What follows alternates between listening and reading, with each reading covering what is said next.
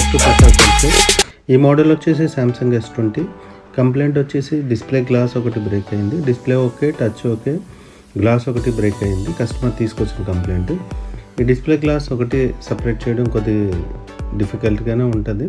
ఎందుకంటే ఇవి AMOLED displays, కొద్ది థిన్నెస్ డిస్ప్లే కూడా కాంప్లికేటెడ్గా ఉంటాయి. ఈ డిస్ప్లే గ్లాస్ ఒకటి సపరేట్ చేసే ప్రాసెస్ వన్ బై వన్. ఈ గ్లాస్ని సపరేట్ చేసి ఫ్రేమ్ అవుట్ చేసి గమ్ క్లీన్ చేసిన తర్వాత ఒకసారి మనం కూడా ఏం చేస్తామంటే ఒకసారి డిస్ప్లే వర్కింగ్ కండిషన్లో ఉందా, ఏమైనా లైన్స్ వచ్చాయా, బబుల్స్ వచ్చాయా అని చెక్ చేసుకోవడానికి మనం వాడతాం. ఇవి క్లీన్ చేసేటప్పుడు ప్రాపర్గా థ్రెడ్ వైర్స్ ఇవన్నీ మూవులు కూడా 1% మిస్టేక్ మనం ఎటువంటి మిస్టేక్ చేసినా 100% ఇది డిస్ప్లే డ్యామేజ్ అయ్యే ఇది ఉంటుంది. కంప్లీట్గా చేంజ్ చేసుకోవాల్సి వస్తుంది.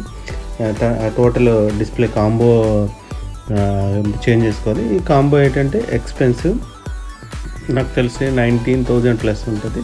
ఇది సపరేట్ చేసాము.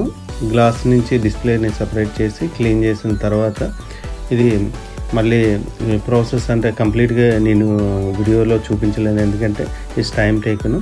ఇది మళ్ళీ న్యూ గ్లాస్ తోటి పంచింగ్ చేసి రీఫిట్ చేసింది.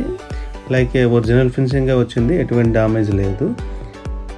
Everything is okay. అండ్ మొత్తం చెక్ చేసిన తర్వాత ఎవ్రీథింగ్ ఈజ్ వర్కింగ్ కండిషన్.